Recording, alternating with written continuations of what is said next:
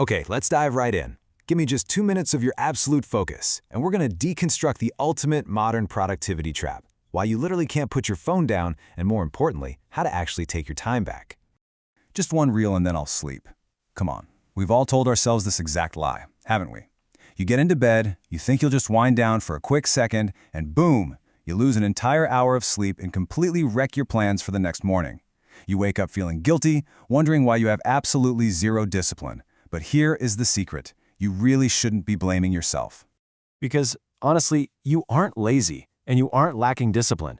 You're fighting against a deeply engineered system. Apps use this thing called the infinite scroll to essentially hack your brain.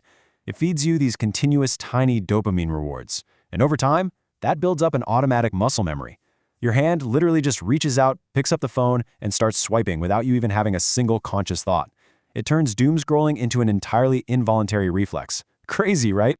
But don't worry, there is a way out. Here are the 5 steps to stop unconscious scrolling. Steps 1 through 4 are really all built around one powerful concept: creating friction. You have to interrupt that automatic muscle memory. Step 1? Super simple. Keep the phone physically hidden. Put it in a bag or a cupboard while you work. If it's out of sight, you won't instinctively grab it. Step 2 is taking a 10-minute pause when the urge hits, just to let the craving pass. Step 3 requires replacing the empty scrolling habit with tangible daily goals so you aren't bored. And Step 4, well, that's just making scrolling incredibly annoying to actually execute. The absolute crucial point here is putting immediate roadblocks between you and the app. So, during that 10-minute pause, don't just sit there agonizing. Drink some water, walk around. You can also practice daily mindfulness meditation to break that cycle of instantly reacting to your thoughts. Keep a book or a notebook right there on your table so your hands have an alternative. Oh, and here's my absolute favorite tactic. Delete the Seamless app and force yourself to use the terrible, clunky browser version of Instagram. You could even ask a friend to lock specific apps with a password until your daily goals are met. It's all about adding extra steps. Now let's move on to step 5. Change your identity. While those physical and digital barriers from the first 4 steps are fantastic, this right here is the most profound mental shift you need to make to truly break the cycle forever. Notice the stark choice presented.